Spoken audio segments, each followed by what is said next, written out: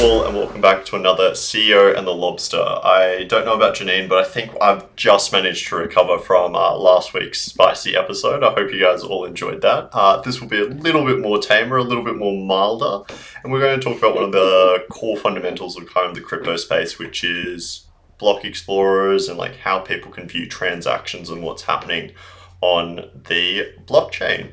So Janine, do you want to jump in and explain what actually is a block explorer? Sure thing. So many people don't know this, and I often find when I'm out giving presentations, people are pretty surprised by the transparency on the blockchain.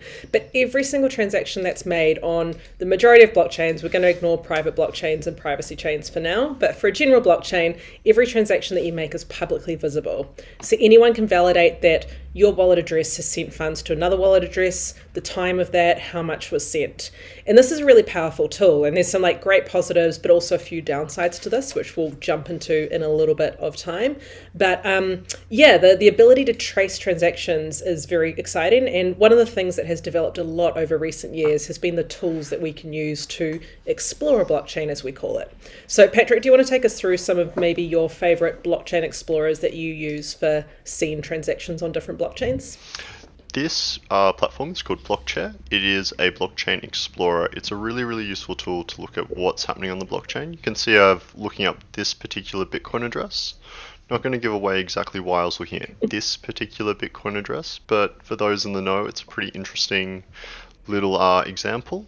And this is also another blockchain explorer that you guys can potentially go and look at. This one's for Ethereum, and then Etherscan does a whole bunch of other different platforms. You can see down on the left-hand side, you can look at individual blocks. The right-hand side, the latest transactions, and then they have a whole bunch of other tools like the Ethereum market cap or the current price of Ether, the number of transactions, a whole bunch of really generalized information. And then these tools also work for all ERC20 tokens that are also on the Ethereum blockchain. And this is one of the great things of blockchain explorers, is that you have a indisputable source of truth. You know, if someone says, hey, I sent you $5, and you're like, well, it's not in my wallet, and they're like, no, I definitely sent it, must have got lost, whatever, you can know for, without a shadow of a doubt whether or not that transaction has happened, because you'll have a transaction ID visible on the blockchain for any time that funds have actually moved between wallets. And this is something that, is really useful in a whole lot of cases. There's unfortunately lots of scams out there, people trying to trick you into parting with money. And if someone says that, hey, they sent you XYZ for, say, a TradeMe transaction, you can look on the blockchain and make sure whether or not it's been received.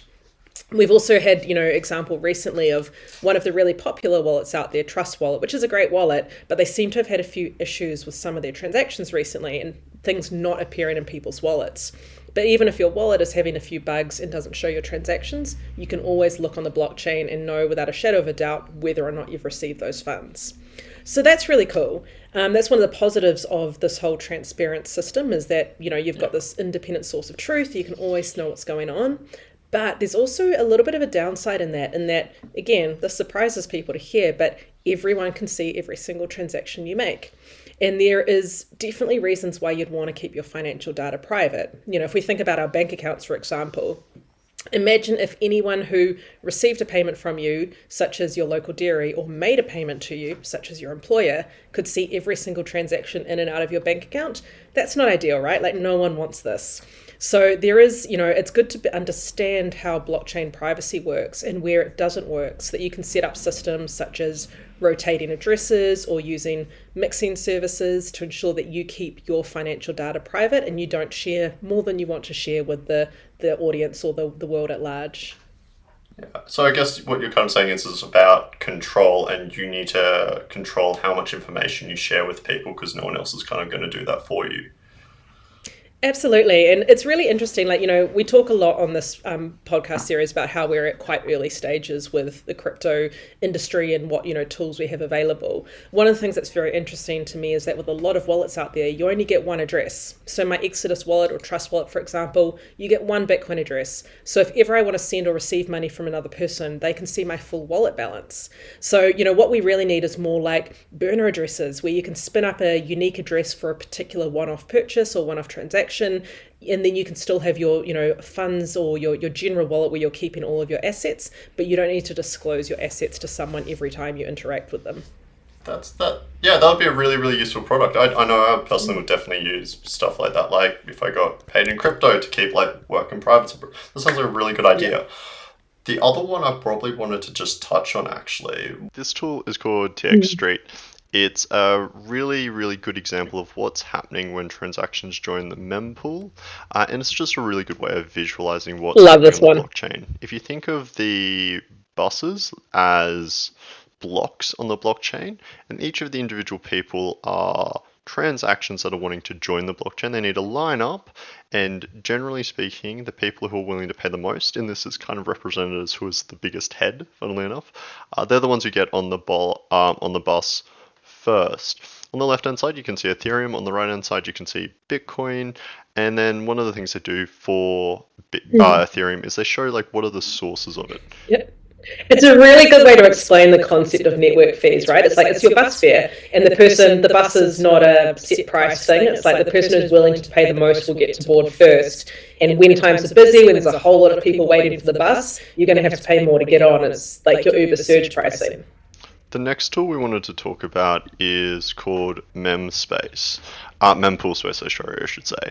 And this is a Bitcoin specific one, but it's another example of a different type of explorer, something that shows the kind of information from the blockchain just in a bit of a different way. This is a very technical, in-depth tool that goes into the actual process of building the blocks, what exists in it. So you can see, similar to the TX Street, the larger the squares there, the bigger essentially the transaction was in terms of fees.